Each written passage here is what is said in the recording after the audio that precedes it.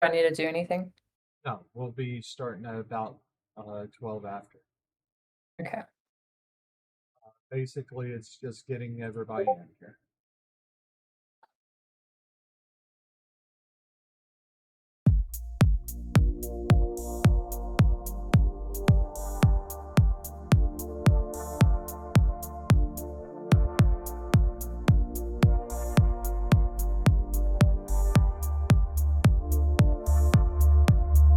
When the downtown lights start to come out at night, we go insane, we go insane.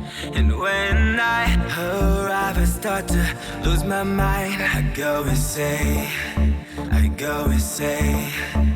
Cause they told me you take too much. Yeah, I sure do, so I can feel that now. If they only knew how this was, yeah, they would too, just to feel that now. Cause I ain't got no friends, I ain't got nobody. All I got ahead is a moonlit road.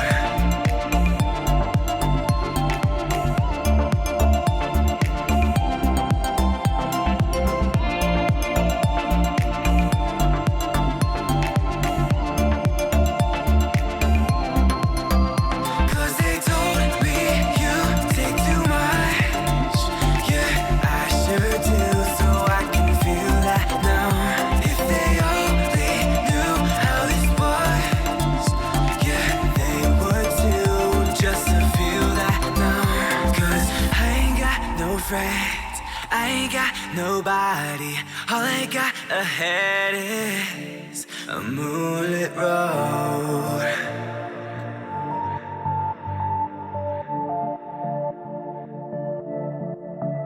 When the downtown lights start to come out at night, we go insane, we go insane. And when I arrive, I start to lose my mind. I go insane, I go insane. Cause they told me you take too much. Yeah, I sure do, so I can feel that now. If they only knew how this was, yeah, they would too, just to feel that now. Cause I ain't got no friends, I ain't got nobody.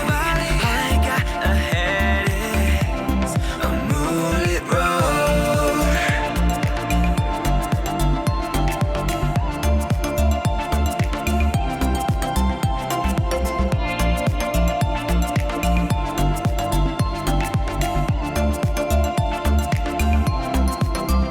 Cause they told me you take too much.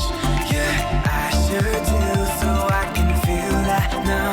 If they only knew how this was, yeah, they would too, just to feel that now. Cause I ain't got no friends, I ain't got nobody. All I got ahead is a moonlit road.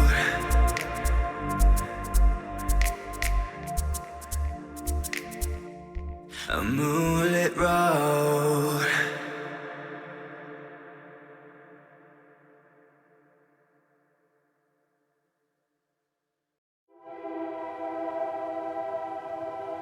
We'll be right back.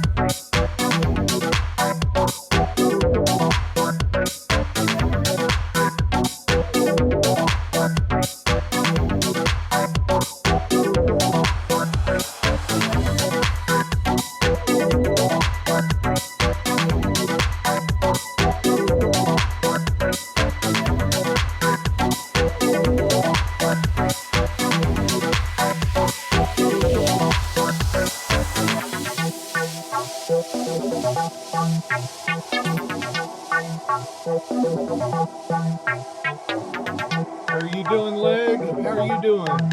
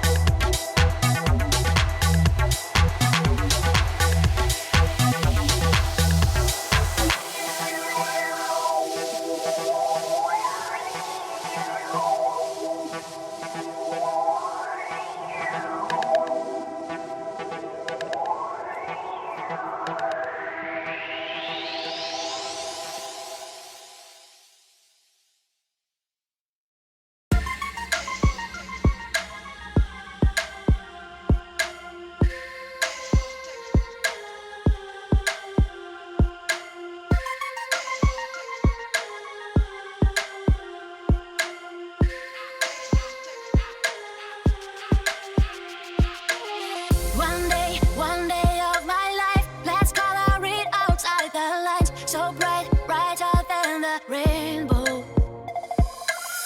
One night that we live tonight, let's ride till we're out of sight. So far, so they never fade down our halo. Oh, let it go. Oh,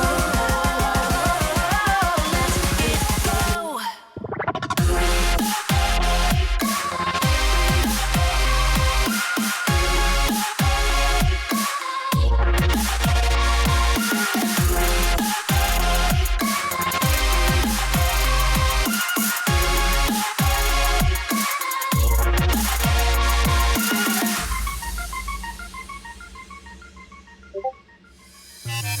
One moon to inspire these lines, one love to ignite our hearts, one song we'll be singing out loud. Oh, there's no stairway to the sky, but I believe it as a child. We'll fly, fly so high, no they can't make us come down.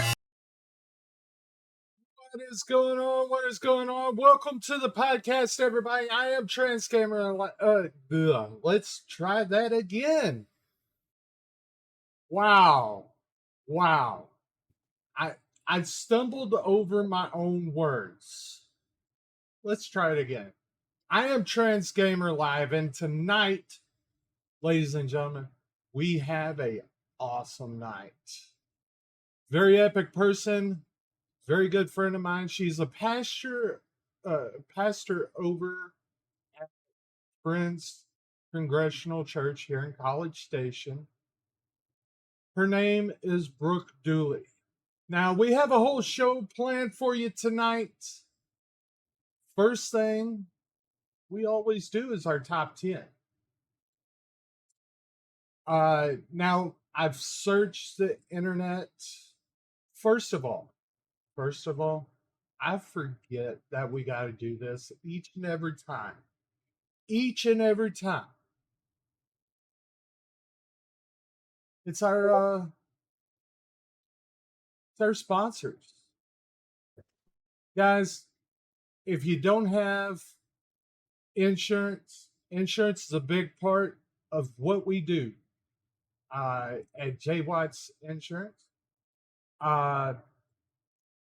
If you need insurance and you're in anywhere in the United States, give me a call. If I can't insure you, I'll get you to a person that can insure you.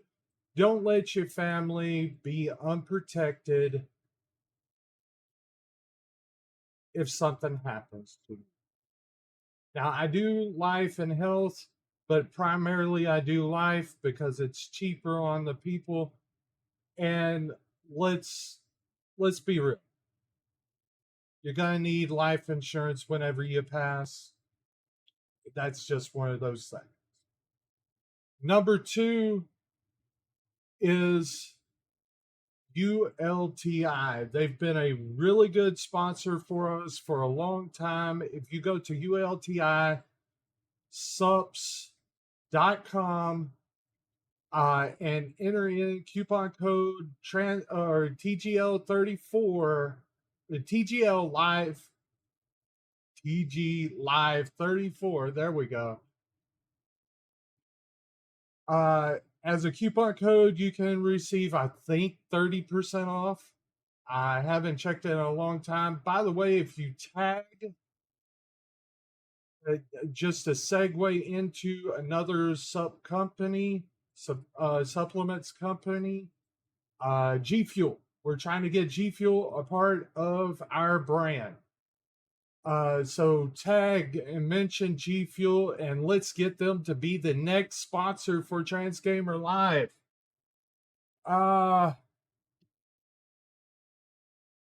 Another one, and I've had these for a long time. Whenever I'm playing games and y'all want to mess with me, Streamloots.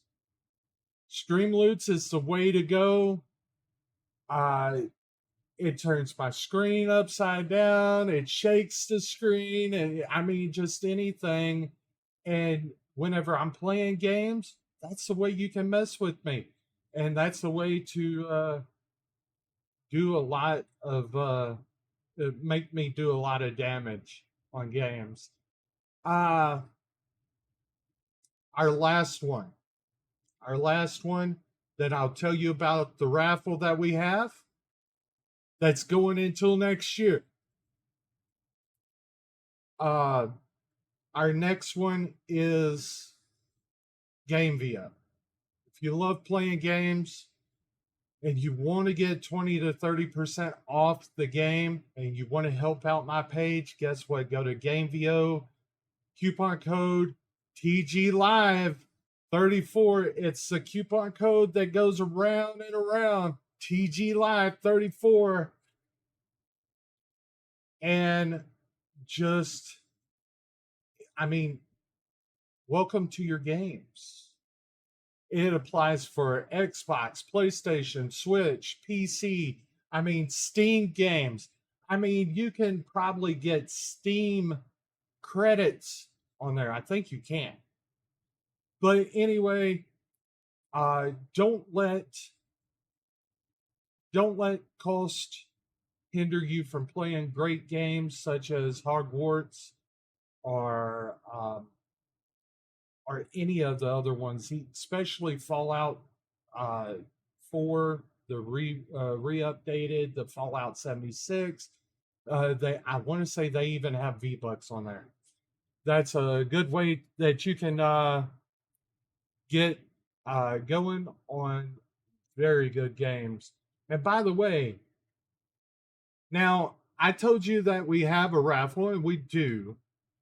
Our raffle is basically going to WrestleMania. We love wrestling. We want to go to WrestleMania. It's $5 a ticket. It started on 4/20/24. It goes all the way until the first of the new year.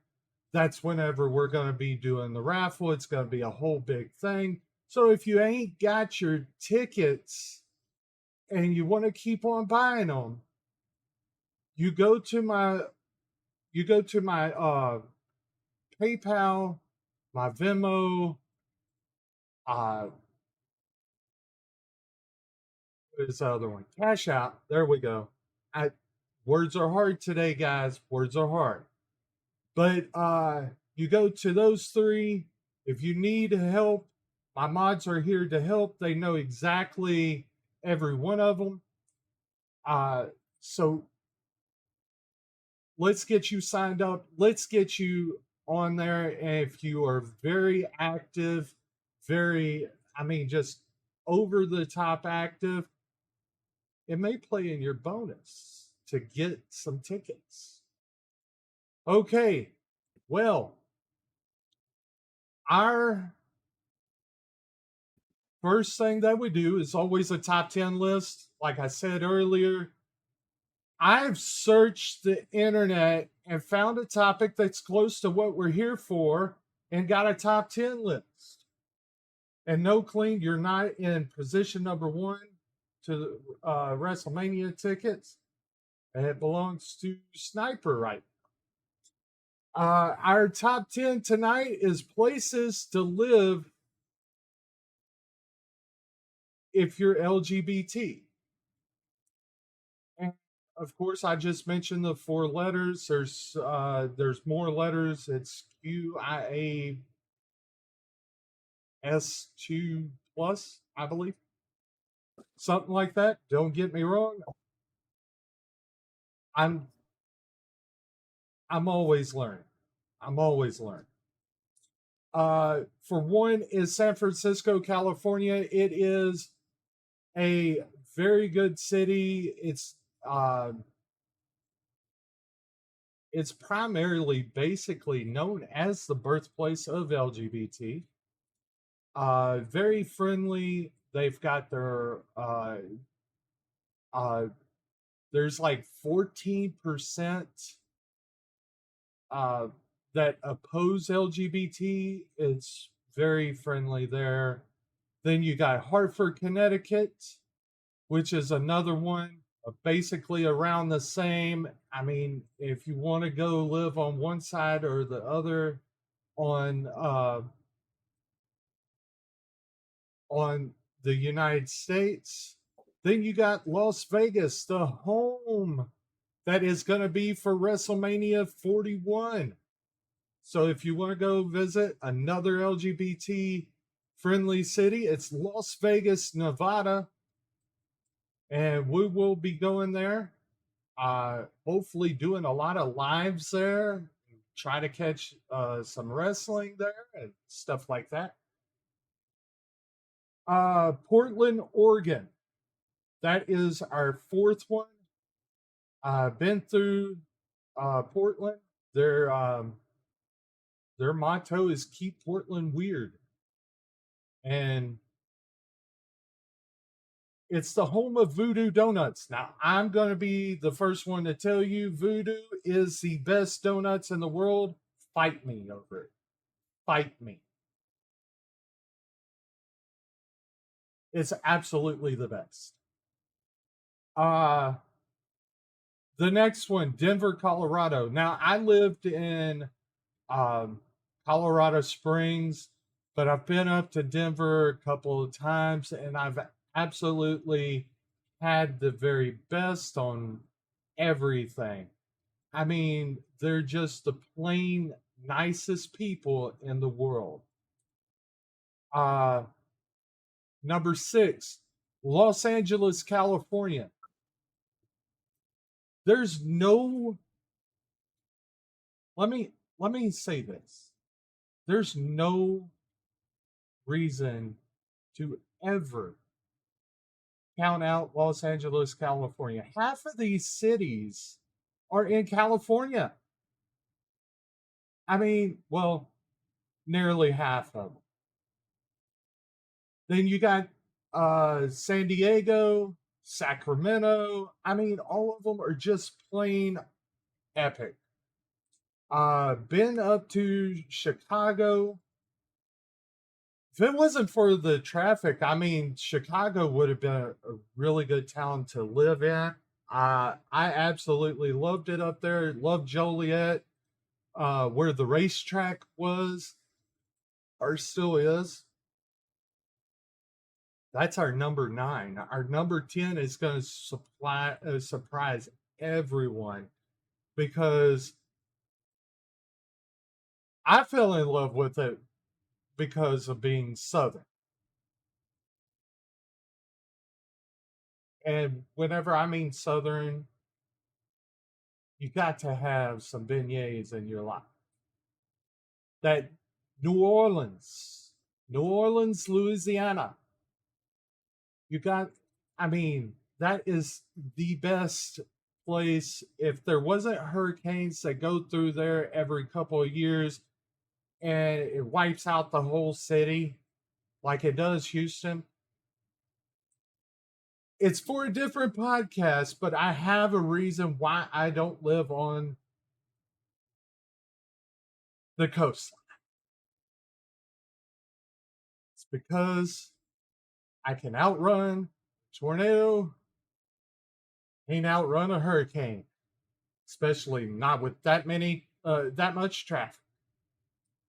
But yeah, I mean it's absolutely an awesome. I just wish that New Orleans was off the coast in the middle of the state, hopefully. But no, you have New Orleans on the coast.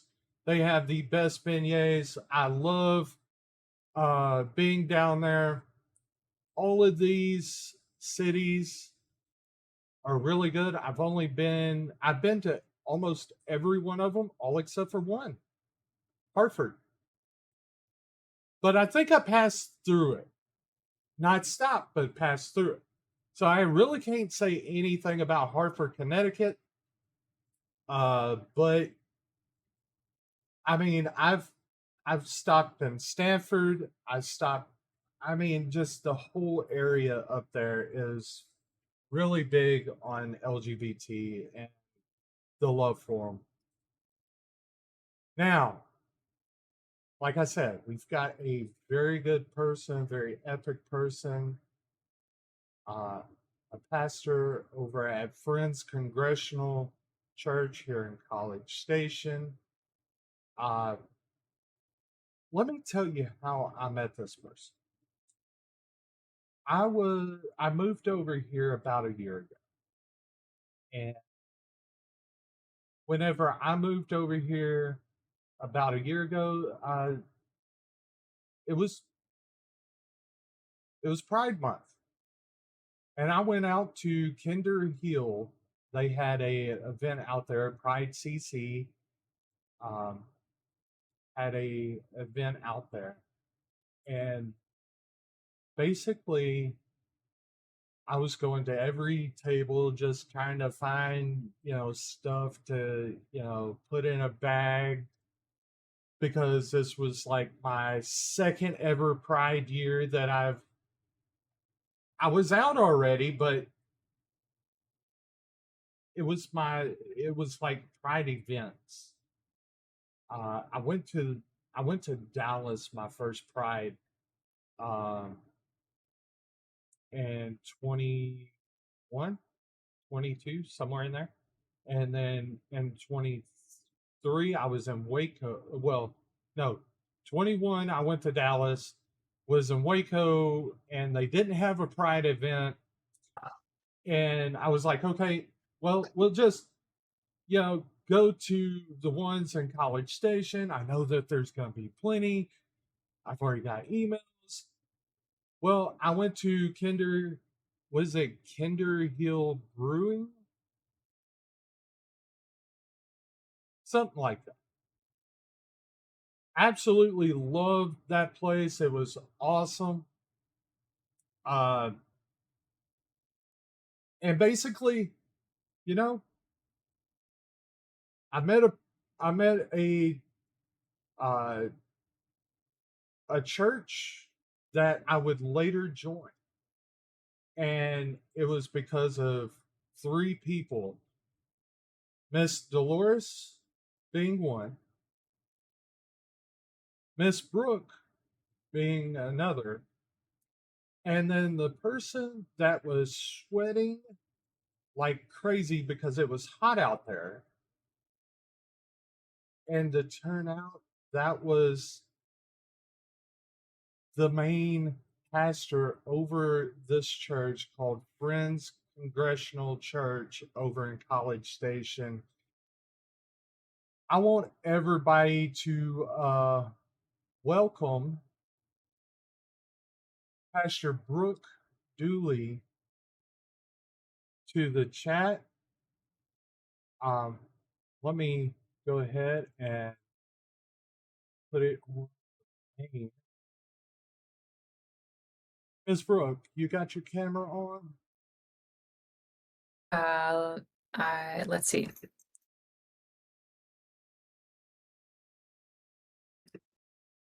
All right, there you go. Hi, how are you doing? I'm doing all right. How are you? I'm doing just fine. And thank you for coming on to this podcast. I know tonight's going to be a controversial type night. It's, I mean, whenever you think of the church and the LGBT, it seems like everybody gets a bad taste in their mouth because of all the controversial stuff that actually happened, or well, political stuff that actually happens within. It kind of causes controversy in between the not only the LGBT but the churches and the religious sects and stuff like that. Now you can stop me at any time that I'm wrong, Pastor Brooke, uh, I'm because not I here know to that. provide right answers. Well, I know that we'll get into it in just a minute. I mean, but uh, I mean, if I say something wrong, I want you to correct me because I don't want to lead people down a road that is not right. Because for me, the reason why I do this podcast and the reason why that this is my little bundle of joy is because I try to provide the best answers, if not the trying to find the truth for people. So if you got anything that is like that I said wrong or anything else, I mean, I don't mind criticism. I don't mind you coming on and saying, "Hey, look, you got it all wrong. You're doing it wrong," and stuff like that. And I mean, I'll take it and just go on. So let's get in to some of the first questioning. Okay, now I know you, but I don't know you whenever you was younger, whenever like being a kid and stuff like that. So can you tell me about yourself growing up and what was it like being a kid here? Well, I grew up in College Station. I haven't always lived here, and I grew up in an Aggie family, as a lot of people who grew up here are, and Eagle. my family, I'm the only one in my family who didn't go to A&M, so I have that going for me. But my family were very active in the First Baptist Church, and that was a lot of my upbringing. We were very consistent churchgoers. Um, I was always a very headstrong child, crawling out of my crib and jumping into pools when no one was looking and getting in trouble in Sunday school for saying things I wasn't supposed to say. And I, I came out when I was 16, which at the time, it's still a difficult thing, but at the time, it was certainly not something that was easy in Bryan College Station. But I don't know what all to cover as far as me as a kid, but yeah, I You're was a doing little great. unexpected. Well, you're doing great. I mean, I want to get I want to get everybody to feel like to know you, to you know, because I like telling a story. Okay. Uh, what was church like growing up? Did you face any challenges going to church? You know, growing up in a very church-going family, even from a young age, it was basically like everything was set in front of me for the type of life I was supposed to live, for the things I was supposed to believe. I definitely was a teenager during the like highlight of purity culture in the churches and those evangelical churches. And so it was very much like, you know, abstinence only. You're going to find your husband, and that's the only person you're ever going to love. And here's what the Bible says. Like Baptist, I mean, I know that you come from a Baptist background, so it was very Bible heavy. And so, I mean, for the most part, growing up, it was just kind of like I was given a rule book and expected to follow it. And I had a hard time doing that. Um, and it's funny because I even met with one of my old Sunday school teachers a few weeks ago, and he told me that whenever we had covered evolution, or the origin story, when we had covered Genesis, I went up to him and I said, "I don't believe that. Is that okay that I don't believe that? Because I'm pretty sure like evolution is real." And so I was always just kind of pushing those boundaries. And then when I came out, it was a weird feeling because, I had grown up in this church. I had grown up with these kids. We had all been baptized together. We had been in youth choir together. We had gone on mission trips together. And then all of a sudden, I was just kind of I didn't have any support from these people that I had grown up with. Um, and to the contrary, they were all trying to convince me that what I was doing was wrong. And that was really when I started to question faith and church around that time.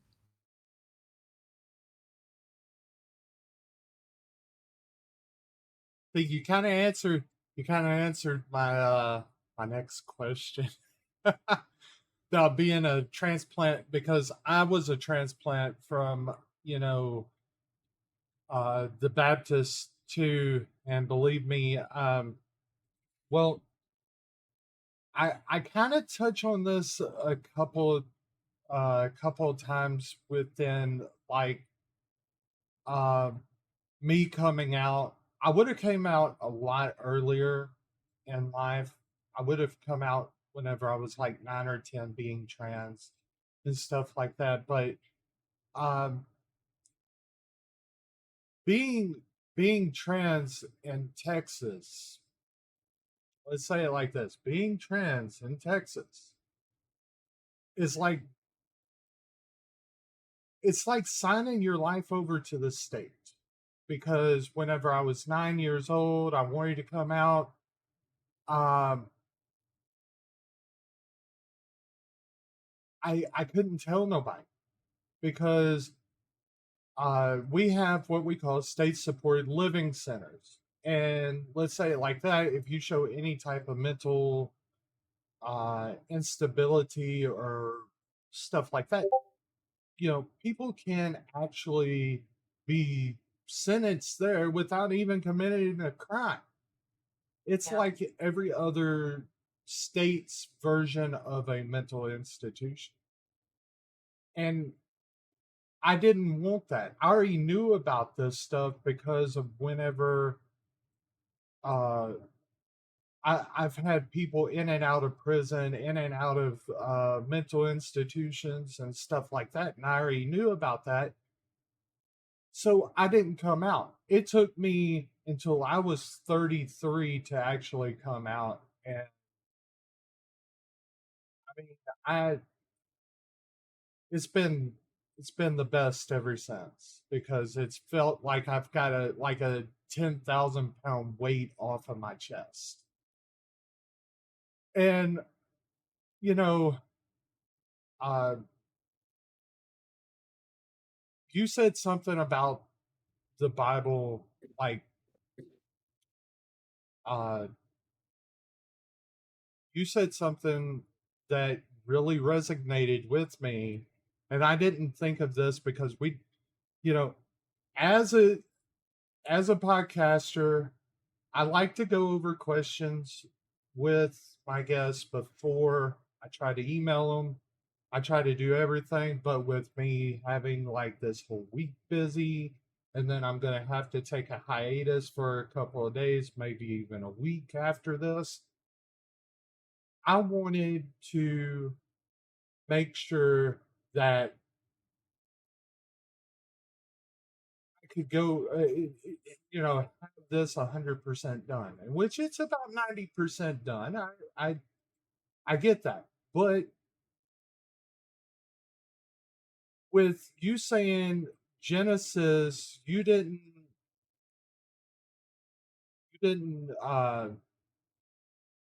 you had a problem with it. And Mhm. basically that was me with the books Matthew, Mark, Luke, and John, because it seemed like it was a bad Billy Mays commercial that they told over and over and over and over again. And I'm like, oh my God, can you just stop? I was that away for a while, and I was like "Hey, why don't we just, put those books away and focus on the rest of the Bible?" And I was good with the rest of the Bible, but those books right there just drove me crazy. And with you saying that same thing about Genesis, that kind of that kind of really resonated with me, that maybe there's a lot of people in this world that don't understand the books of the Bible, or the repetition of the Bible, that it could draw them closer. You know what I mean? Yeah. Well, and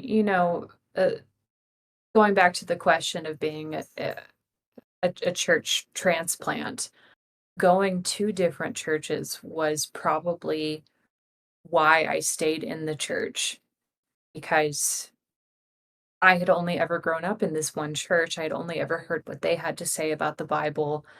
And I was told that all these other denominations were wrong and that some of them weren't even Christian. And so when I got older and I started exploring these other, not even denominations, but other faith traditions, like one of my best friends in high school was Jewish. And I would go to Shabbat dinner with her on Fridays and visit all these different churches and hear these different interpretations. And it occurred to me that everyone interprets the Bible differently.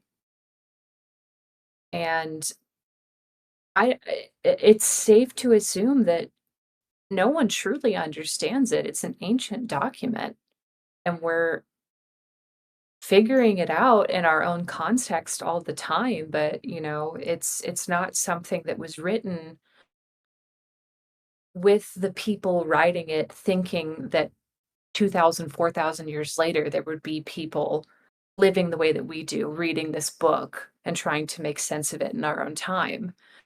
And so I think one of the better things that's happened to me is being able to understand the Bible from that context, that you don't have to have the answers. It's just you can find meaning in it, and it might be difficult, you might wrestle with it, you might lament it, you might not like it at all, or you might love it, and that's okay. And that became a lot more freeing to me. What was you all? Well, yeah, you already asked. Sorry, brain fart. Uh, what do you think about churches having a strong hate for the LGBT? You know, it's It's such a complicated thing because, again, it kind of goes back to our misunderstanding of the culture for which it was written and how translations of the Bible throughout history have been manipulated in order to cast out certain groups of people. And so, I mean, from the very, very beginning, you have to consider that the things that were written in the Bible at the time were written by people living in a predominantly patriarchal society that would have had no concept of queerness. Like, it existed, there were queer relationships, but there weren't, like, people cohabitating and living together and building these beautiful lives as queer couples, like, that just wasn't happening culturally because marriage even wasn't for love for the most part, it was a contractual agreement between 2 different patriarchal groups. It was a contract, but, I mean, you had things, especially when you start to think about the Hellenistic period, like the Greek influence that was happening a lot during the writing of the New Testament, there was a very common practice in the elite communities where they would have young boys as concubines. They would have pedastry. It was just very, very common, and so you did have these older men that were having, you know, disproportionate power relationships with these young boys, which I think everyone today could agree is not okay. But now you have these things translated and it's like when you play a game of telephone and it gets translated and translated and translated. And you think about it where it's like when when the new church started, it was very small. And then you kind of have the Roman Empire adopting Christianity. It becomes this huge institutionalized religion. It's translated into Latin. You can no longer just have this personal relationship with the Bible. You have to go through other people who then tell you what it says and tells you how to atone. And then you have the Protestant Reformation, which was very bloody, and now you have 40,000 some odd denominations in the world today because everyone has a different understanding. And the word homosexual wasn't even in the Bible until the 1940s. And so part of it is, yes, loving, consensual, caring queer relationships were not really a thing back then that would have been understood or allowed. And then as history progressed, the like misogynistic understanding of queerness and the different ways that queerness was handled, and then how it has been manipulated in scripture to maintain systems of power. It's to think about it in terms of churches that are anti LGBTQ, in the most simplistic terms, they just don't know any different. Like, I grew up in a church that was like, even a couple weeks ago, preached about homosexuality being a sin. Um, and so, having grown up around it, I understand that fear is a very powerful tool. The way that some churches teach about who is and is not saved is a powerful tool. And, a lot of times I think people's hearts would open up to it if they weren't so scared of the concept of hell, which also didn't really exist at the time when the Bible was written. It was kind of created later on, this whole like Dante's Infernal. I Um, love I love that whole story, the whole 3 books of the Inferno, the Gift, and stuff like that. I absolutely love Dante's Inferno. and it's all like human. We created hell. We did. Like humans created hell. There's really no concept of it before we started creating this institutionalized religion and figuring out how we could use it to control entire masses of people. Like, look at the Spanish Inquisition, So it was a very, very powerful tool for humans to create this system of eternal damnation that would put people in these lines of proper living. And so it terrifies people. And that's why I do try to find grace. Like, I'm a human, so sometimes I get upset.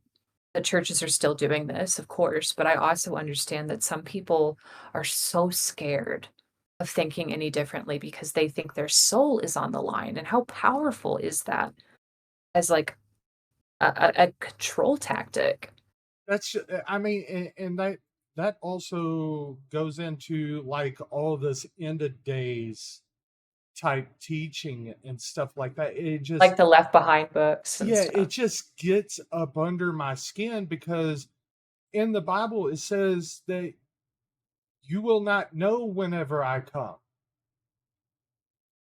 I will come into the middle of the night. I don't know whether it said that like for the Well, words, but and you think about it too. that's what it means.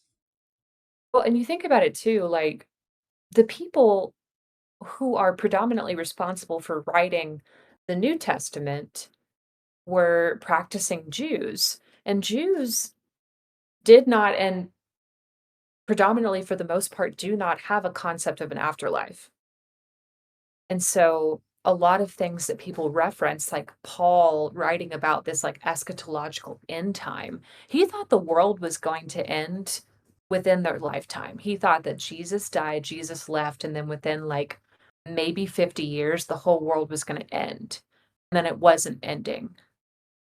And so there was some like existential drama with that. But it's like our hell, we just kind of created. But I mean, why? For what purpose other than to control people into believing and behaving in a certain way?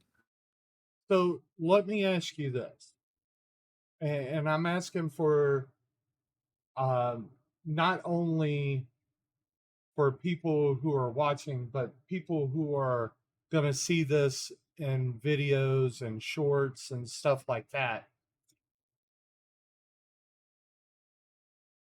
What do you think happened to Lucifer after being uh, basically disbanded from heaven?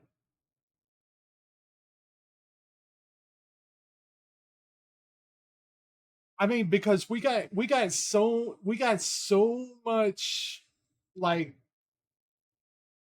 just people out there. Oh, he's the king of hell. He's this, he's that. He's living in Las Vegas. He's living in uh Los Angeles. I mean, he's in New York. I mean, I'm just I'm trying to set the record straight. Well, I am going to preface this by saying I am not here to set the record straight, because I don't. Again, like I think a lot of these things, and even like scripture to a certain extent, is it's like how we create fan fiction of storylines that we love but don't have the answers to. And so we try to make sense of like plots that didn't work out the way that we thought that they would. And I feel like a lot of scripture is humans doing that. I mean, when the Dead Sea Scrolls were found, it was a huge discovery because there was all of these scrolls of people rewriting origin stories. Like there's somebody basically saying like Moses didn't do this, I did it. And or there's this teacher of righteousness and there are these fallen uh watchers who are condemned by God and now they live in the ground and like no one has actual proof of this. It's just like we as humans naturally want to make sense of things. And so it's like the concept of the devil is different for everyone. Personally, I don't believe in a, like, physical embodiment of some sort of source of evil. I think that to my own understanding, we are trying to make sense that if we have an understanding of God, we have to make sense of everything that gets in the way of us being close to God. And we can't just blame it on ourselves. And so Lucifer is this perfect scapegoat. And a lot of times, honestly, I think that blaming everything on the devil keeps a lot of us from being accountable to ourselves. Like when people do things that are wrong, are harmful to themselves or other people, they could just say, "Oh, well, the devil's in me and I need to get the devil out of me." And it's like, or you could just acknowledge that you're a fallible human being and you did something that was hurtful and you made a mistake and not blame it on but and that goes back to Genesis where it's like, "Oh, this evil snake creature." It's like, well, the snake is the perfect scapegoat for the fall of humanity in the Garden of Eden, so it's just continued where people are The like, "Oh, I biting of didn't." the fruit, stuff like Right. that. That whole like, "Oh, the devil made me do it." And it's Right. like, "Oh, well, perfect, because you can't see the devil. You don't actually have any proof of who the devil is, but if you blame it on the devil, you don't have to be accountable to having hurt some people." So, I think, if I were to say and again, I'm not setting the record straight, as a pastor, I think it's very important for people to think freely and to question things, so I offer people perspectives and history, but I don't want my word to be the last word. I want people to keep questioning. I want people to keep trusting their own voices. And so when the question of like, where is the devil? I can't answer that question, but I think that our concept of the devil exists in our understanding of being flawed humans and not knowing where else to put it. Exactly. Exactly. Now, Easter and Transgender Day of Visibility were on the same day. And it seems to me like everybody that knew that just absolutely lost their mind. But I tell you what, I tell you what does Miss Brooke do? She writes an article. What was that article about? So, the funny thing about it is that Transgender Day of Visibility is on the same day every year. It just happened to fall on the same day as Easter. It's not like it was taking over Easter. It just that's the other thing. Calendars are arbitrary. Time is arbitrary. And people get upset for these things that we created. But I was asked if I wanted to write an article about Transgender Day of Visibility being on Easter, and it happened to get picked up as an op-ed in the Houston Chronicle, which, by the way, I got hate mail for, which was funny.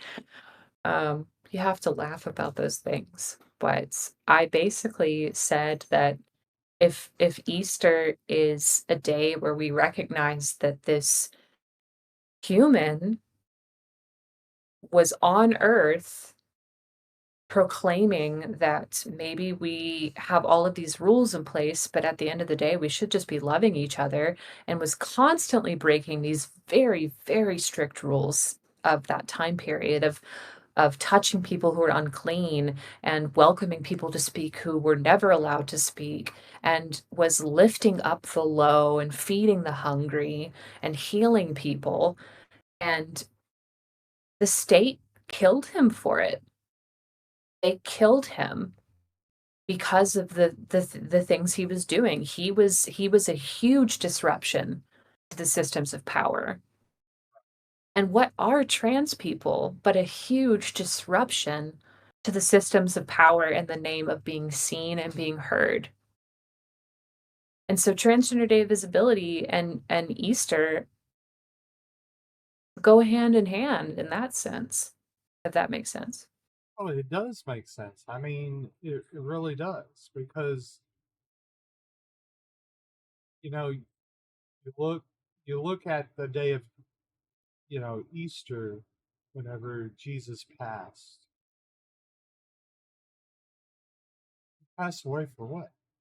He passed away for our sins, for all of us to get to heaven. And basically, I mean, he passed away because of, just everything in this world went wrong. And he was put to death because the Romans did not like him. He To was a a point. threat. Yeah, to a point. He was a threat because it wouldn't be nothing for Jesus to go into a temple, start flipping tables and, taking birds out of cages and, you know, putting them back up in the air where the birds belonged, and the animals would be let out and stuff like that because he was, I mean, he didn't view the church as being like that or a temple to be like. Well, So, and yeah, he got you hate know, from all sides. and violence against trans people is the exact same thing. Like for trans people to audaciously live their authentic lives in front of other people is a threat to what people recognize as the line that they're supposed to follow in order to live a perfect life, which goes back to religion. We're like, I have to do X, Y, and Z in order to get into heaven. And then here are queer people, here are trans people who are saying, I'm perfectly fine the way that I am, and I can show myself and I can be visible and I can be heard. And then other people are so terrified of how that changes their concept of right living. And that's where a lot of this violence comes from. And so Jesus and trans people are essentially doing the same thing, just living authentically and lovingly in a way that is a threat to the system of power. Did you get time to look up? I know I told you this a long time ago whenever we was first starting to spitball about this podcast. But did you ever get time to look at the Jelly Roll um interview that he did where he talks about the whole church idea and how most Christians are using Jesus um, as a sword or as a weapon versus using him for the love of every human.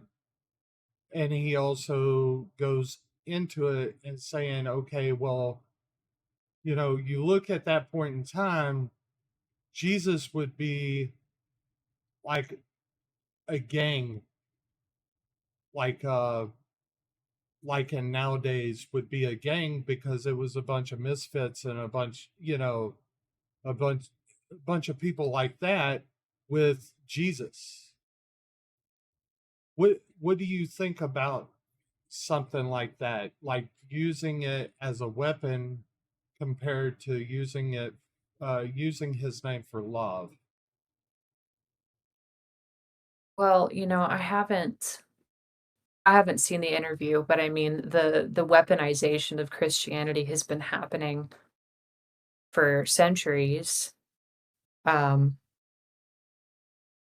because it's effective, and it goes back to what we've been talking about, where, when the church was first starting, it was small, it was boundary transgressing, people were meeting in each other's houses, they were selling their goods and pooling resources so that they could take care of people whose needs weren't being met, and they were walking around saying that they were eating the body and the blood of this dead man, and so the systems were basically saying, "These people are cannibals and need to be put to death," and so you had this whole era of Christian martyrdom. But then eventually, because the Roman Empire was polytheistic and they believed that the more gods, the better, that they started to kind of say, well, maybe we can adopt this way, because that's what they were called. They were called followers of the way.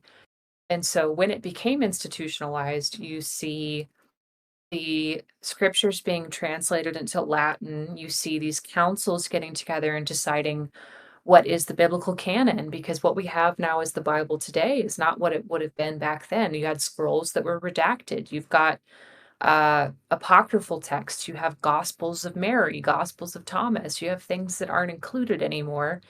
And these groups that are deciding, how are we going to curate this religion in a way that's going to work for us? And it was very beneficial to them for a long time as an institution. Um, and so I think that, Jesus has been weaponized for a long time, and I wish I could remember it. I think it's a play or a short story or something that someone wrote where it's the Spanish Inquisition and Jesus has come back and they have arrested him, and Jesus is essentially saying, "What have y'all done with my words?" And the inquisitor is like, "We made them better." And That that really goes that does go back to Genesis, where it's like God created humankind and it was good, and then we tried to be God, and then the rest is history. Yes, I actually covered the uh, Book of Enoch, Yeah, and that's some enlightening text, but it was taken out in the it was known as a apocrypha, yeah, it's in the uh, Apocrypha. uh, but it was an enlightening text of Jesus, and Enoch was uh, I want to say mentioned in the Bible like three or four different times in the New Testament, and I mean you got it seemed like you got everybody but him, and it kind of leads me to a question, because at first I tried to make this more of like a round table. What do you think about the Vatican, mainly the um, Catholicism over the Bible? Because for me, I think there should be representatives of uh, every religious sect of the world. Like he was saying, there's over 45,000 different um, Christianity groups, religious groups out there. I think there should be at least one from each individual group there to provide knowledge and, you know, to usher in, hey, look, this is what the Bible needs to be. Not just one religious group saying, okay, well, the Bible's ours. This is the way we're going to put it, and y'all are going to read it the way that we're putting it. So, just as a point of clarification, you're saying that you think that, like, there should be representatives of all these denominations that Right. have a voice. Yeah, I mean, I don't know what I think about it. I When I was growing up, I was told in my home church that Catholics weren't Christian, um, and that there shouldn't be any recognition of Mary because that's idolatry and just all kinds of things. And just the way I was taught to think about Catholicism. And, like, I went to seminary, I took church history classes, and so I recognized that the Roman Catholic Church was a an institution that was created from something that used to be more, grassroots oriented. And so, even not just with Christianity, I think for any community, if you create a hierarchy that isolates any input from other people, it manipulates the system. Um, but I also have concerns about how many denominations there are because, the most they say the most segregated time of the week in America is on Sunday mornings. Because we have so many denominations and it continues to be this orthodoxy and this dogma of we're the ones who are doing it right and they aren't. And so we just keep dividing ourselves and dividing ourselves and dividing ourselves. And so I think that you try to get 40,000 different denominations together speaking, and the problem is that no one agrees. And the problem is that everyone's scared. And so we become so insular in our practice of Christianity when in reality it was never supposed to be that way. It was supposed to be boundary transgressing. I mean, like even like tomorrow, I've been writing a children's message because tomorrow we're talking about Acts, where Peter thinks that Jesus only came for the Jews and then gets a vision and realizes that God has no partiality, is what the verse says. And so that even in the early church, they were realizing like we're not supposed to be dividing ourselves into different groups, but that's all we do. And so I don't know if the way that we understand representation is even the way that we're supposed to be practicing Christianity because even like when Jesus was here, he was constantly dismantling our understanding of, the institution and who is the spokesperson and who speaks. And I don't know. I don't know if we as people could successfully practice a system where there is a spokesperson for each group because I think it would just keep us divided. But I can't say I have a solution for it either. Well, I mean, that's who I whenever I think of something like that, I think of, hey, look, why put one group over the Bible whenever it's we we all go through. That's basically, you know, whenever I, see something like that, the Vatican and the Pope and stuff like that. I realize that he's supposed to be the right hand of God, but in the end, you have several thousands and thousands and thousands of people or of religion Christianity groups that's having to, okay, well, what is the Catholics going to take out next? What is, you know, I mean, it kind of gets into the part of, well, what does the original Bible say versus what we have in our, you know, what we have in our hands now? And I mean that I guess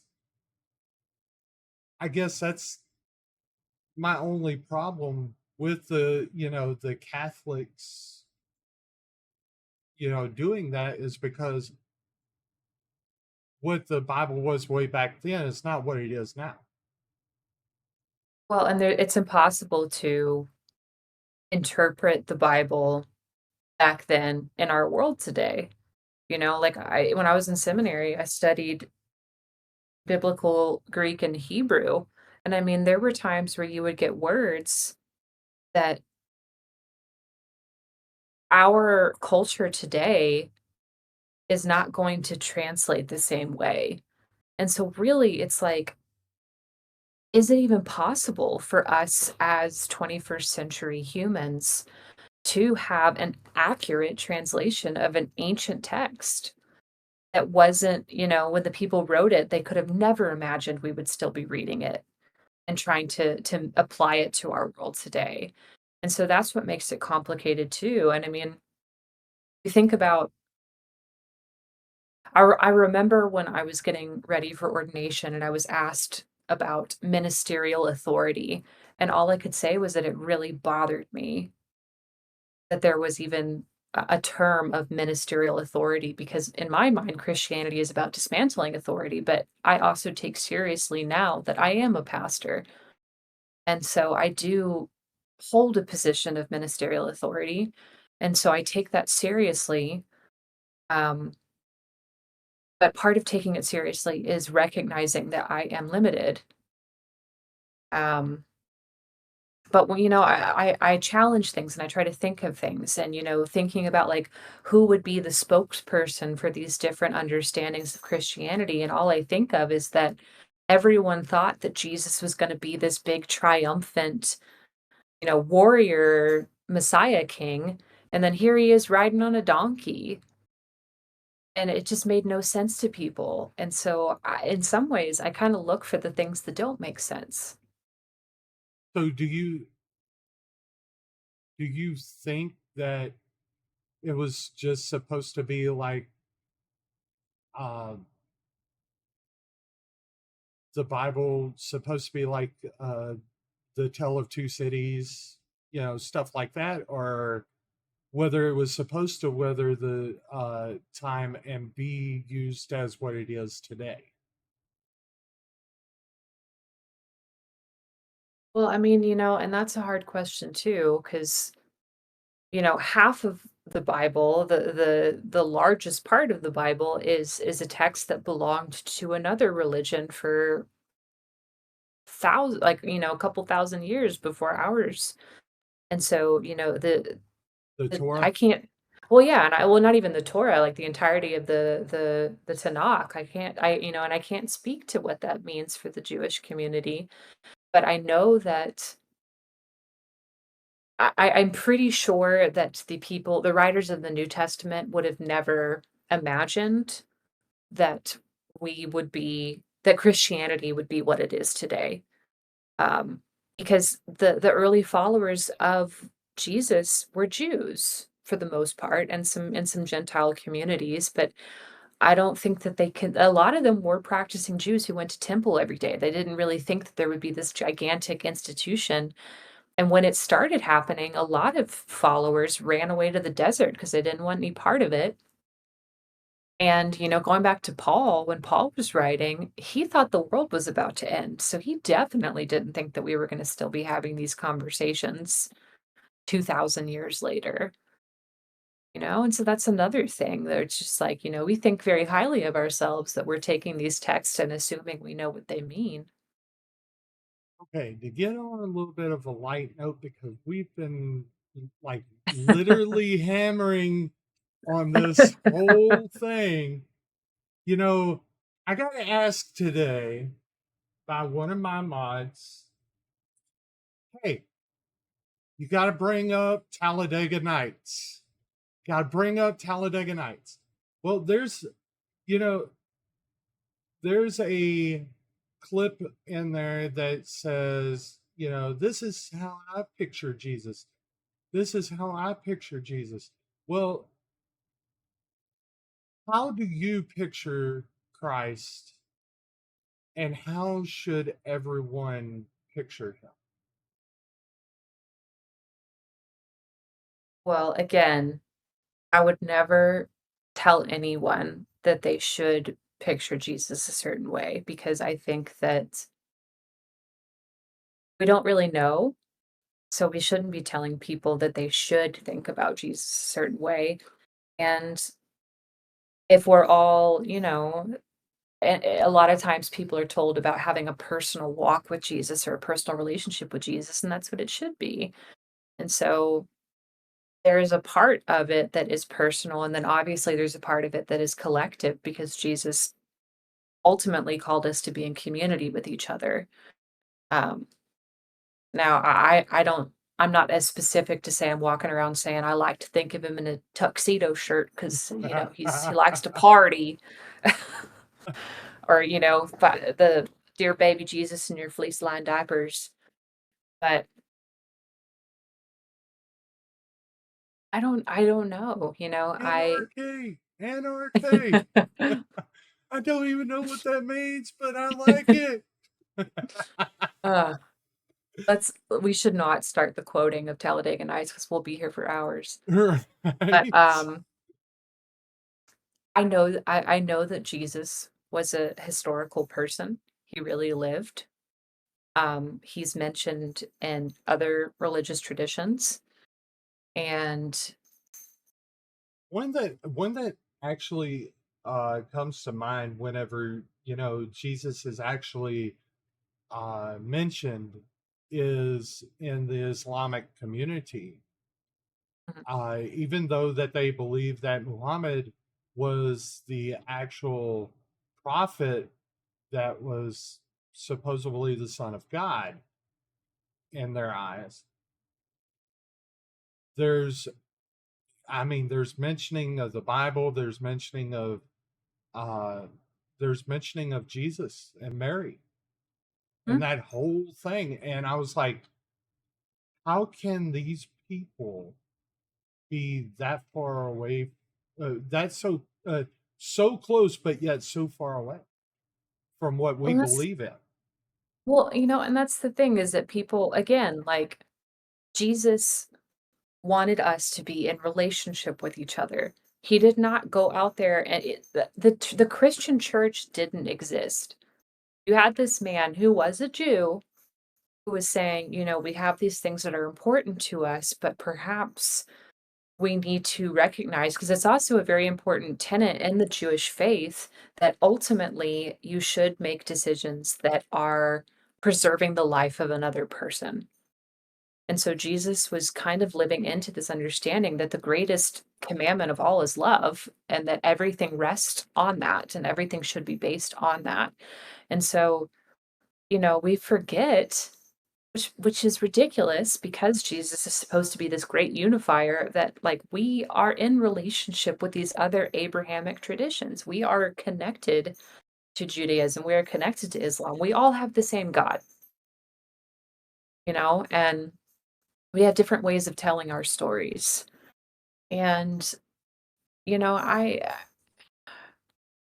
don't know, I can't tell people how to view Jesus. I just know what I like to think of Jesus, the things that I really like to focus on is the really, really human parts of him because it makes it more easy for me to be nice to myself, that Jesus would get angry and flip tables, that Jesus cried, that Jesus at one point in the gospels calls a woman a dog. He wasn't always nice because he was a human, Yeah. and I think that recognizing our own humanity connected to our own capacity to follow the ways of Jesus, that any one of us could be called to do that work is something I like to focus on.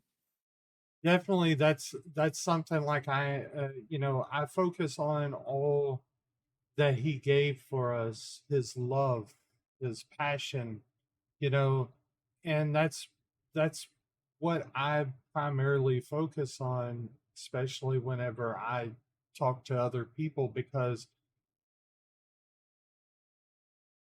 I I like to treat people like I want to be treated, like Jesus treated other people. But I mean, the greatest commandment, His love. love the Lord your God and love your neighbor as yourself. And that's one of the things that you know that I focus on. Uh, do you think that there will ever come a day that there will be peace among not only the LGBT but uh, racial? Just peace in between everybody. Or is that just going to be like, it's always going to be there?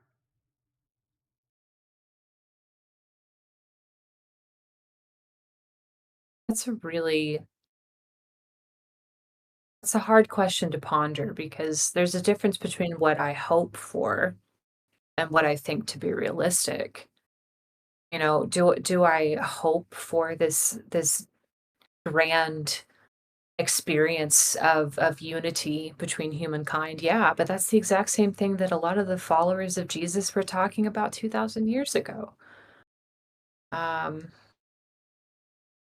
and I mean, we're extraordinarily divided today and have been, and it's very biblical. You've got these systems of power that are coming into place and are saying, you can't teach about racism, you can't teach about queer people, and you can't do this and you can't do that, and intentionally keeping people from learning from our mistakes, from being accountable to the harm that they have done, to wrestling with the difficulty of living in community with other people. Like, we're not doing the work that I think is necessary in order to create that kind of world. There are people who are trying very hard to build that kind of world and to hope for that kind of world. But the problem is that the systems of power are actively working against any sort of camaraderie because fighting uh, is good for politics, makes a lot of money for a lot of people, puts a lot of people in certain class systems that will maintain, you know, I don't want to get into things super politically, but I mean, having poor people is really good for the economy.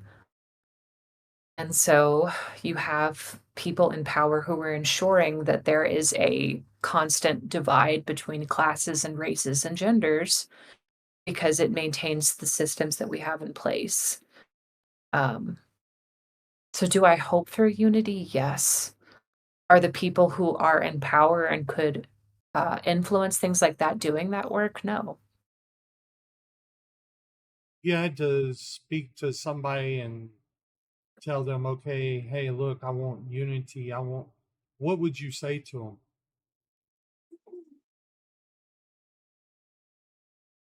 Well, to whom am I saying it to? I Well, guess is a good question. I'm just saying anybody that you could get the ear of. What would you say? What would you say to them to convey? Hey, look, we need unity right now. Whether it be the Pope, the President, I mean, the whole Congress, whatever. I mean, what would you say?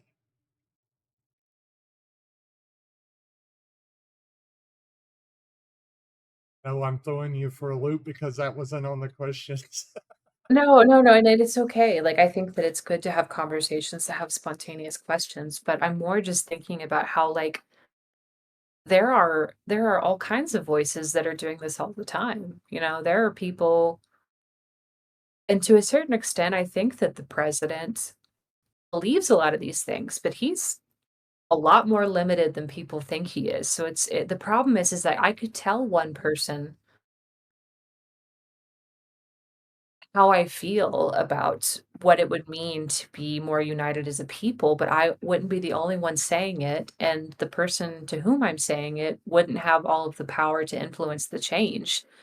And so it's more like there needs to be an extraordinarily massive movement of people saying these things and not just person to person, because it's so systematic that one person isn't going to be able to influence another person because it's just not built that way. But, I have talked to people. I have talked to representatives and to religious leaders, and sometimes it's speaking to the choir, and sometimes, they have heard these things, but they're not receptive to bending to their current position while hearing it.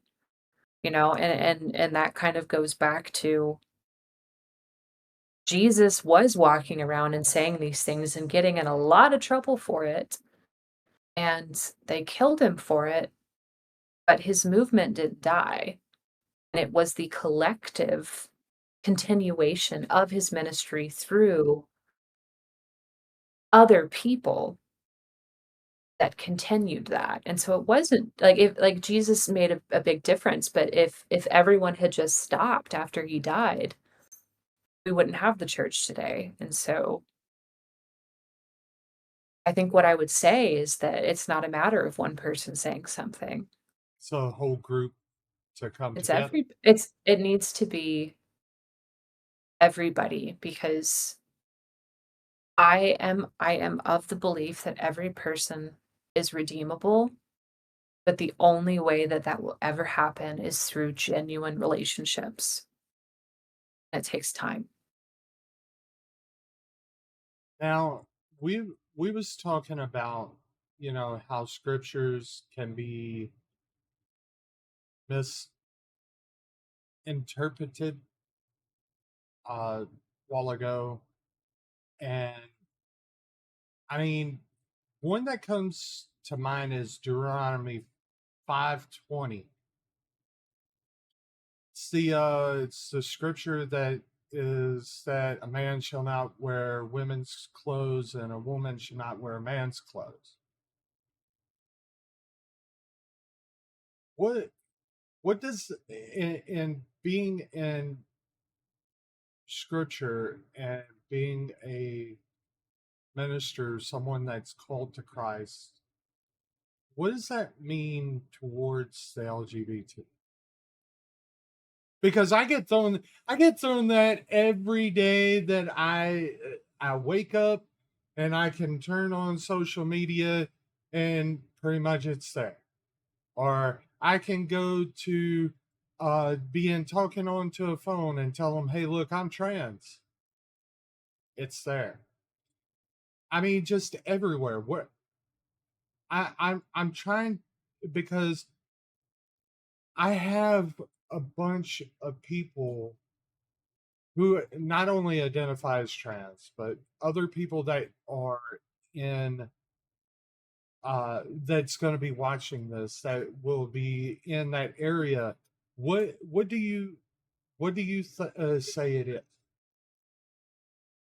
Well, I again, and this goes back to, like, the Torah was written a very, very long time ago, and, you know, Deuteronomy, around that time, you've got these Jews that are living in exile, and a lot of them thought that they were gonna die out as a people. So a lot of the code, a lot of the holiness codes, a lot of the rules that they made were part of sacred rituals. They were part of maintaining systems of purity. They were parts of preserving themselves as a community in fear of dying as a culture and as a religion. And so a lot of the things that they did were very, very, very specific to their own community and to their own time period. Because again, queer culture, as we know it today, was not a thing back then. It just wasn't. And so this whole like cross-dressing thing that people think of now, it was just not really understood that way because you look at, and that's what the hard thing is like there's the funny, saying that I can do all things through a verse taken out of context. You can't just take one sentence and assume that it is applicable to our world today. You have to think about for whom it was written, when it was written, why it was written, and if it even makes sense to our world today. Because you've got other stories in the Torah, like Joseph.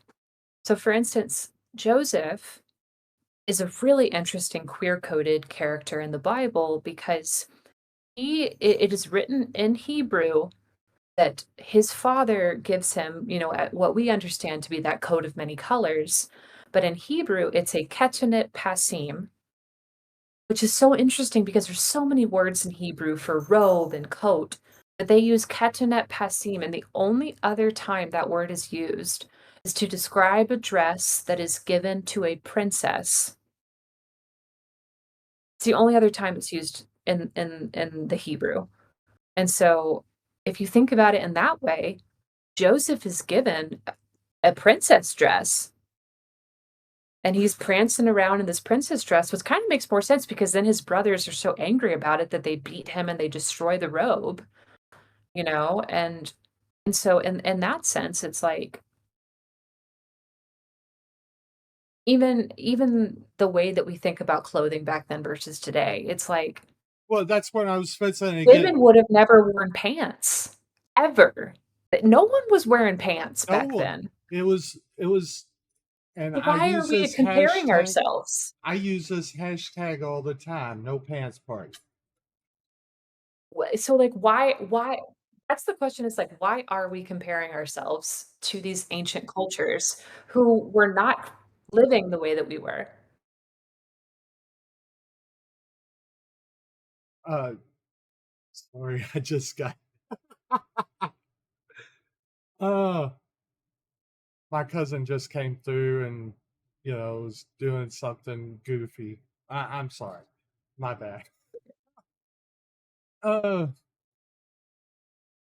yeah, it's like what I was saying. I use that very loosely, but then, like I said, I always get that verse thrown at me like all the time. And I'm like, look, you don't know the context of it.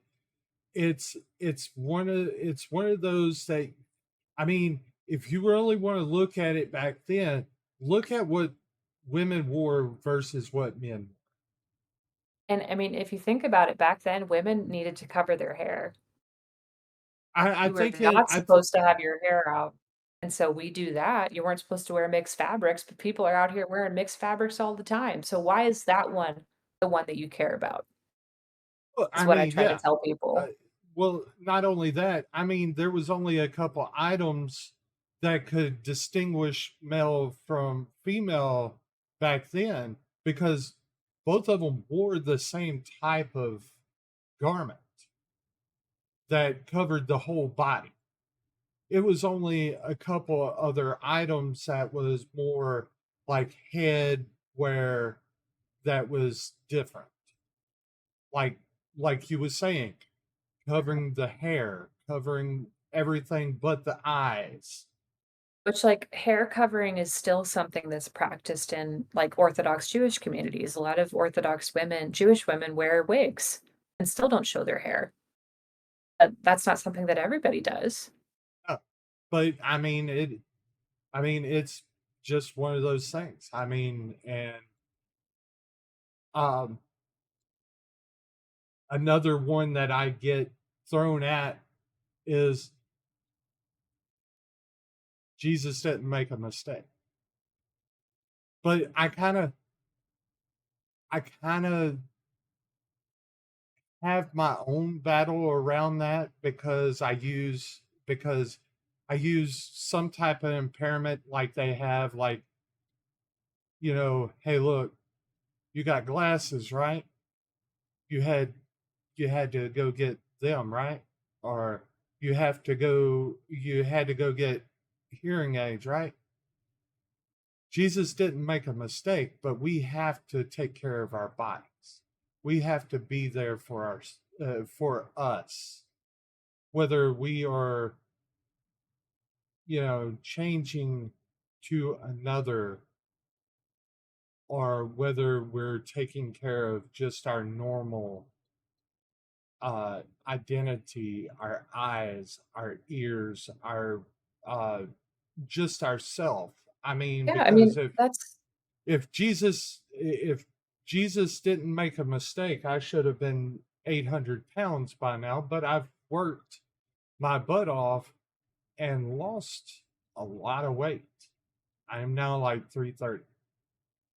well, and, that is a really good point to make about, like, "Oh, well, God doesn't make mistakes," but that's used not just for queer people, that's used for people with disabilities, that's used for, like, all different kinds Right. of people, and especially with, like, the modern medicine. If God didn't make a mistake, why are people going and seeking medical treatment, for anything?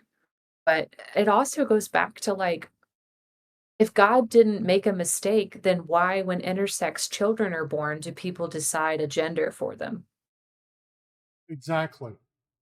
Exactly. I mean, it's not only happening naturally, but it's also happening after the fact. Yeah. I mean, And there are third genders, there are non-binary people who exist in all different kinds of cultures all over the world.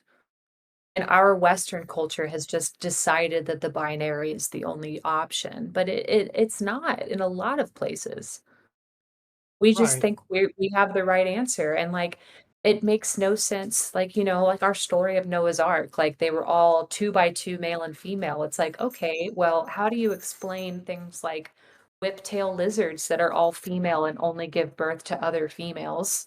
Or like, there are mollusks that are stacked on top of each other, and the bottom mollusk is a female and the rest are male, but when the female dies, the one directly above becomes the new female. So you have transgender mollusks, and that's somehow created by God, but if a human does it, Oh, that's another thing. We have 453 uh different species here on Earth, and the only one that is uh like against um anything else but just being binary is humans. yeah, That is just crazy. Our last question, and then we'll get into the chat and see what they have to, you know. Oh, doggo. sorry. Hi, doggy. I love animals. I love animals. What kind of doggy is that? He is a Maltipoo who's apparently very needy. He's got FOMO right now. On social media today, there's a lot of talk about expressing the Bible in today's time. Now, I was only able to read this question, but how do you express the Bible compared to the world? Like, like you know, I see that there are some people that just completely take it out of text, like what we've been talking about with these verses, or Jesus didn't make a mistake, or, all of these other ones. But how do you express the Bible compared to the world? Like, how do I think of the Bible in our world today? No, like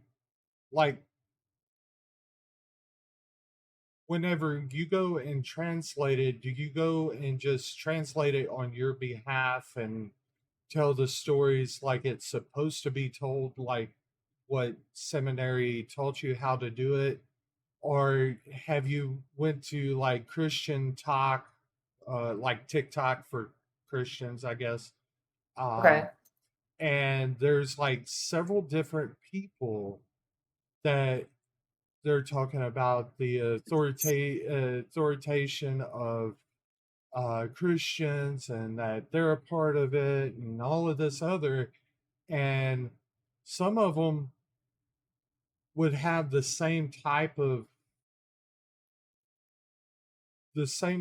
translation as you, but then some of them would be like, I swore I would never read his name on my podcast, but like Donald J. Trump reading the Bible. Sure. Um, I have the best of everything. ugh, ugh. Oh my God. Um, so with one of the things I really do love about the UCC is that we have that saying that's like, God is still speaking. don't place a period where God has placed a comma. And that is kind of our English, motherfucker! theology of saying that while these are ancient scriptures, they are still being reinterpreted and understood differently as we as a culture progress. There's always different ways to interpret scripture, and we welcome other perspectives, which I think is really um, beneficial to our questioning and our learning. And so, I mean, when I do sermon writing, I have uh, several different sources that I will look into and several different theologians whose voice am interested in getting their perspective from. Like there's a Working Preacher, which is a website that has a lot of different biblical scholars and theologians from all over who will write commentary on scripture. And it's really great to get their perspective. And then there's a podcast called Pulpit Fiction, and they'll talk about what they think about the scripture. And it's two different people from two different denominations. And then sometimes I will go and I'll seek out like a more evangelical voice and want to know what they're telling people about this scripture. And then I try to basically like say, this is how this has been interpreted as a way of showing people like there is really no right answer, but here is how other people are thinking, and here's the questions people are asking. Now go and let God speak to you. If that makes sense. That makes perfectly good sense. I mean, because of, you know, you think on the way of how many people preach the word of, you know, they preach out of the Bible, but then you see how many people preach and how their way is whenever they preach. Because you'll see somebody like uh Olstein, for one, that that's preaching about manifesting money and giving me money and giving me more money, and then Prosperity gospel. yeah, the prosperity gospel. And then you have who was that? Ah, I my mom loved him until I actually showed a clip of this person, and how he's turned religion against other people. Um, he's also the one where he blows into the mic and he goes, "Be gone, COVID." Hmm. Um, older white dude. I forget what That his name. narrows it down. Oh yeah, that I mean that's 95% of the preachers out there. I mean, come on now. Uh God, he's a he's in that whole Billy Graham, Joel Osteen area. Uh, that also narrows it down because that's 95% of those too. But He's part of that televangelist yeah, community. he is, and some of the stuff that he has on there, and I was agreeing with his versions at first, but then whenever I turn around and saw what his gospel was about and stuff like that, I was like, no, and that's the reason why Kenneth I Copeland. Kenneth Copeland. There we go, Yeah. Clean Man. Thank you for that. Thank you for that one too. I don't know whether you had chat up or something like that, but I don't. I just looked it up. I I I made fun of him one time. I was like, "Be gone," the whole thing, but I used other words. Uh, COVID-19, you get gone. I blow the wind of God. Uh, but I mean, that's the reason why I like listening to Friends Church. I like going up there. I like being a part of that atmosphere because there's absolutely nobody judgmental up there. It's absolutely one of the I mean it's kind of like what I told Dan at the first time coming in.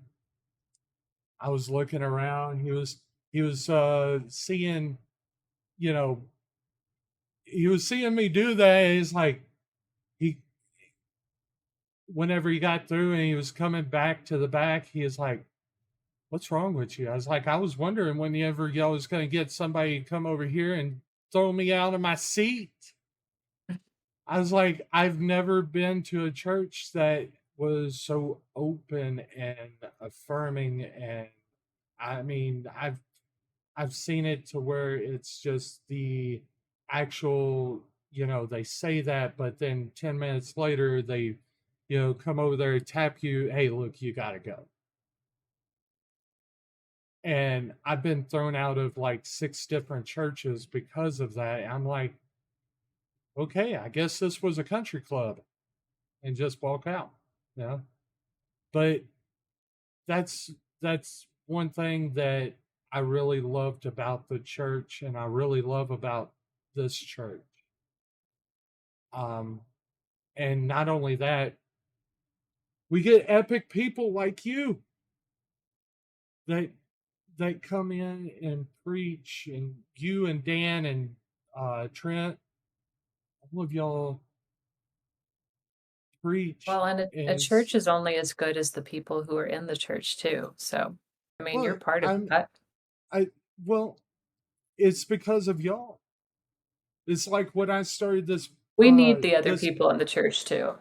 well yes, but it's like the way that y'all got me, and the way that, you know, y'all didn't come off as any other church. Y'all came off as something special because, like I said, I've been, they've been like, hey, look, come, they take your hand and lead you halfway down and then be like tapping you on the shoulder, you got to get back out. With y'all, I've never felt. Y'all seen me at my worst times, crying in the church, and I swear that I never would say this on air, but y'all saw me at my worst time whenever my mom was almost passing away at that point in time, where I was in there nasty crying in the church office. I We've mean, all nasty cried in the church office, that's what it's for. y'all have been there, y'all been there for me, y'all have been epic. And I wish that every other church was like that. And one of our mutual friends that I saw whenever I friended you today on Facebook is Mel Martinez out of Wichita Falls. Mel used to work at my, seminary. And Good guy. this was and whenever I first had the idea about a year ago, whenever I started trying to rally up, well, not a year ago, about 2 years ago, whenever I started trying to rally up the uh,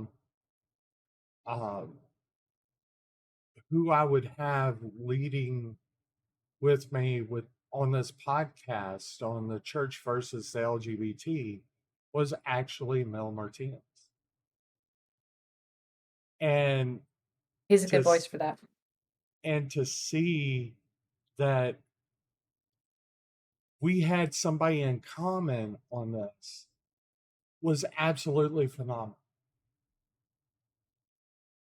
And y'all ask me why I go to church, it's because of people like Brooke. I kind of wish that Dan could have been here with us and had that Yeah, he whole. had to go on sabbatical. Yeah, I know He's missing out on everything awesome. He's taking a comedy class in Chicago, He's taking. I could have. like an improv class. I I'm could so have. proud of him. I could have told him here. I was. I was actually trying to do. Um, a couple of friends of mine was like, "Hey, look, we know that you you think you're cool, but do you think you're funny?" Well, I I wrote a whole lot of jokes. They got the laugh of their life out, laugh out loud. I mean, literally. But I won't share them here or anywhere because they're that I talk about this all the time. It's one of those things that you're going to have to go to the OnlyFans for. And I'm not talking about the site, the OnlyFans. But, clean with the mouth wide open. Uh, but yeah, that's one of those things where I had like the jokes was just pouring in, but there was that type of dirty too. And sometimes I like to write comedy like that, but then sometimes I'm like, okay, how can I clean this up just a little bit? That way, sometimes, you know, I actually, and I've expressed this to you, I want to further my career. Um, and I want to go to seminary.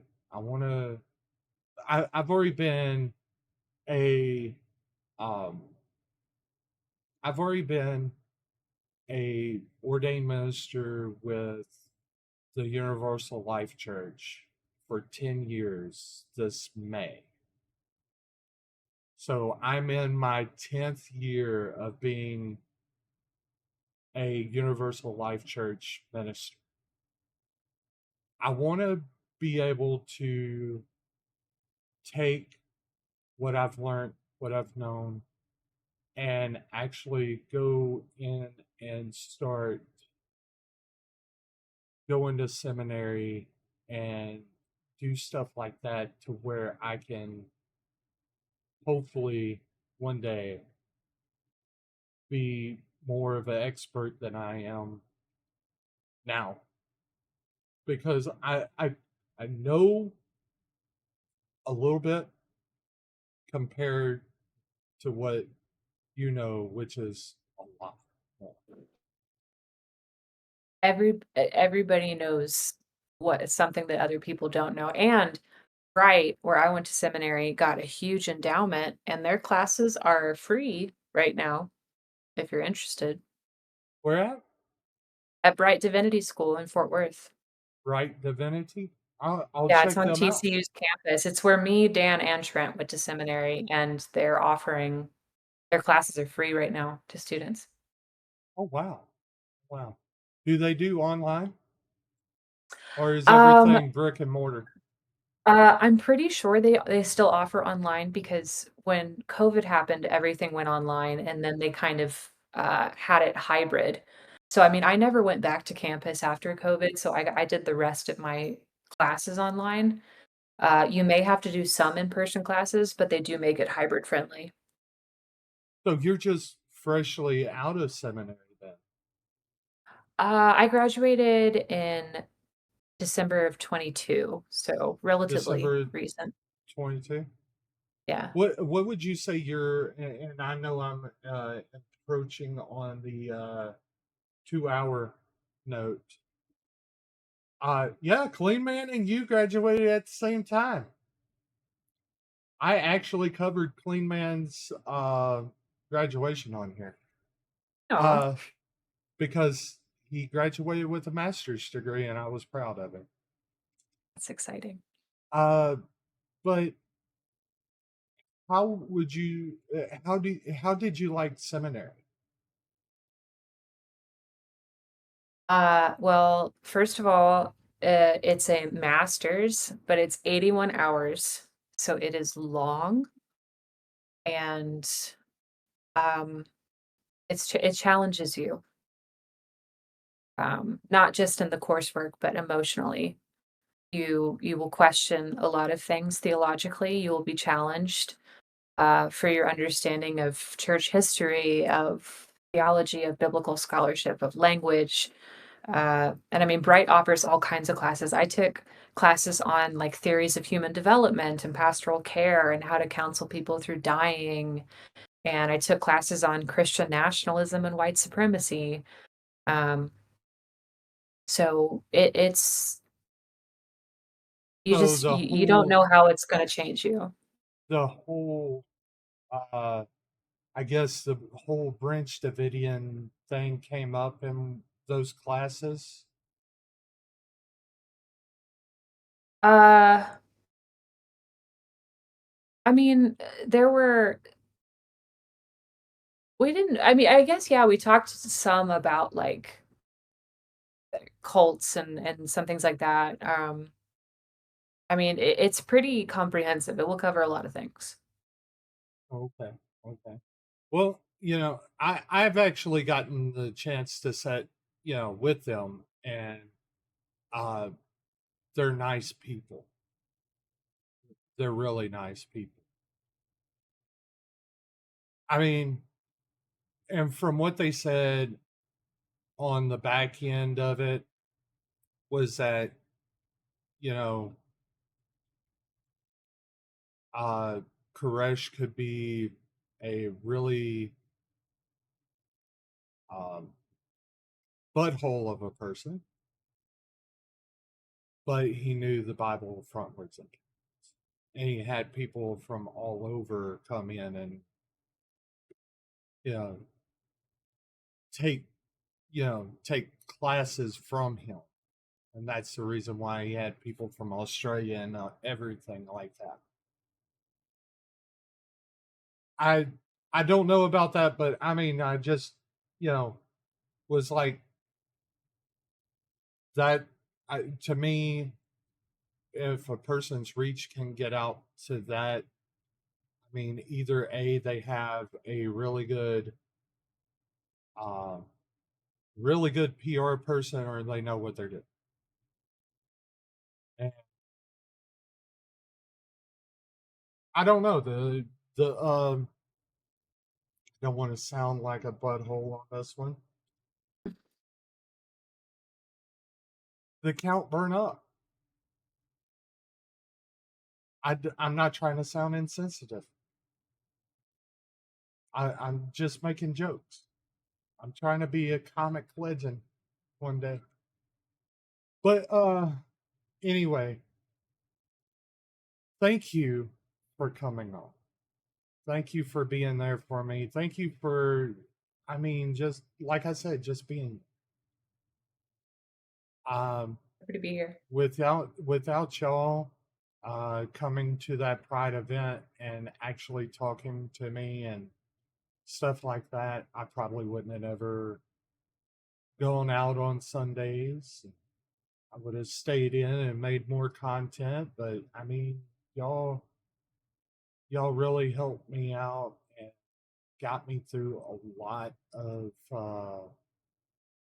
of things in my life that I didn't think I was going to come back from. So, I mean, and y'all are just freaking epic.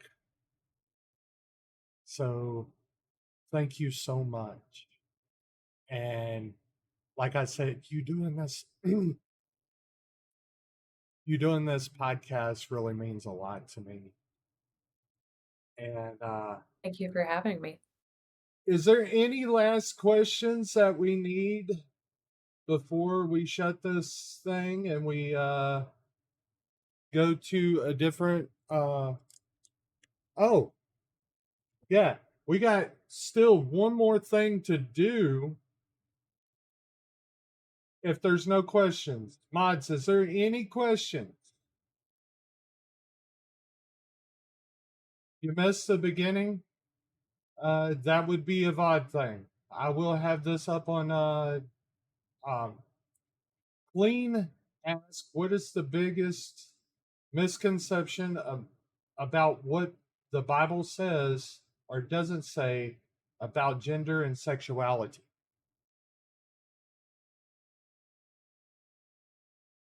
I mean, I think that this kind of goes back to what we were talking about, that these are ancient documents that were written for a culture that is vastly different from our own, that had extremely different understandings of gender norms and power. And marriages were not for love, they were contracts that were meant to keep certain families together and within certain systems. And so gender and sexuality was, and you did, like we mentioned, like there were, it was very common in the Greek culture for men to have sex with other men and for elite men to have young boy concubines, but they wouldn't have considered that gay. It's just what they did. It was a Um, statement of power. it was a statement of power. If you were on, and this is the most delicate way to put it, if you were the one who was giving, then it was fine. If you were the one receiving, then you were typically thought of as lesser. Um, but I don't think that any of them could have ever imagined the world that we live in today, and like how different expressions of gender are. And I mean, Jay, you and I were talking about this. Like, no one wore pants. Yeah, no Pants would pants, make no sense. no pants And party. so, to a certain extent, we cannot compare our own understanding of our gender expression to an ancient text written in ancient Palestine. There you go, Clink. Is there any other questions? Then we're fixing to get to the last little bit. Uh, like I said, I want to thank you for being on here, and more more importantly, being a friend that I really needed all through this last year. So I really do appreciate you. Of course. All right, let's go to our last, and we've got this one thing so many people's been telling me about that we need to do. So I reached out to this person. Undoubtedly, they're famous. Uh, I had to reach out to Scarface, and we got to talk about this movie. So let's go ahead and let's talk about. Uh, let's give let's get Scarface the show. So let me go ahead and let me go face the show right there. Hold on. Hold on.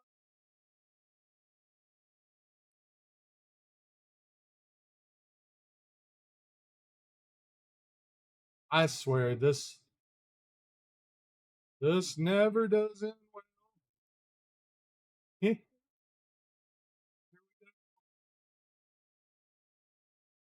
Host, this is Tony Montana, and today we take a look at the film se llama Late Night with the Devil. Now, in this film, a talk show host on late night, it tries to do something special for Halloween, involving, communicating with the devil via telepaths, and people might have been exorcised. Or, man, that's kind of crazy, It'd be like children shouldn't play with that things. You gotta be careful. It's not like you just go next door and be like, hey, devil, you got a man like to talk to you. No, no, no, no, no, man. At first, everything's just kind of lighthearted, kind of silly, cheap magic tricks, like nothing serious is happening. But as the film goes forward, you'll see more crazy, more stuff start to build little by little. Then you're like, coño, man, this thing, oh, wow, it go crazy. And by the end of the film, it's like, yeah, curiosity killed all 9 lives on that cat, man. It's like, wow, the mind games and the tricks being played by those demons on the other side. Man, I ain't playing those games. I stick with Nintendo. So I tell you, on a scale of 10 pelicans, I'm gonna give this one a 9.5 because it was really good. And when the chaos begins, it hits and it's bold and intense. So thank you for listening. This has been Scarface at the Movies. Scarface at the Movies is sponsored by Wings and Games, the Montana Preservation Society for Pelicans, the Cool Entertainment Network, and it's also made possible through contributions from listeners such as yourself. Thanks, man. I really appreciate it.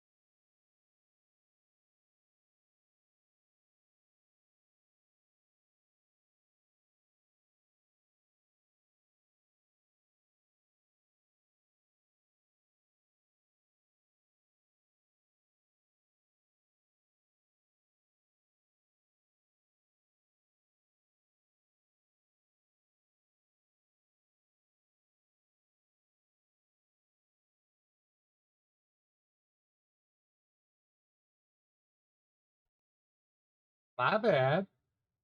My bad. Wait, this is what I was saying. It always happens. Something always happens to make my streams more memorable. More memorable. There we go.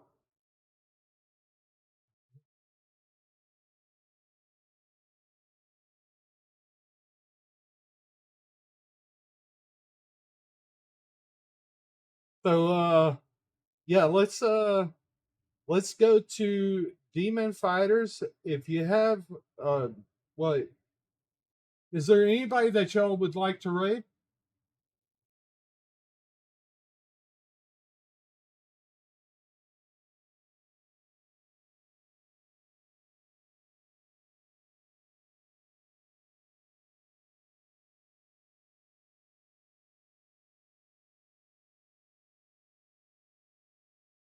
I guess not.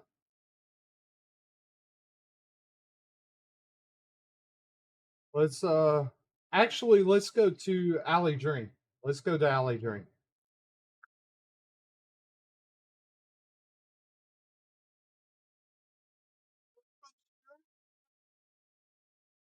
Yep. Let's go. Much love to each and every one of y'all. I will see y'all sometime or another next week. Let's go.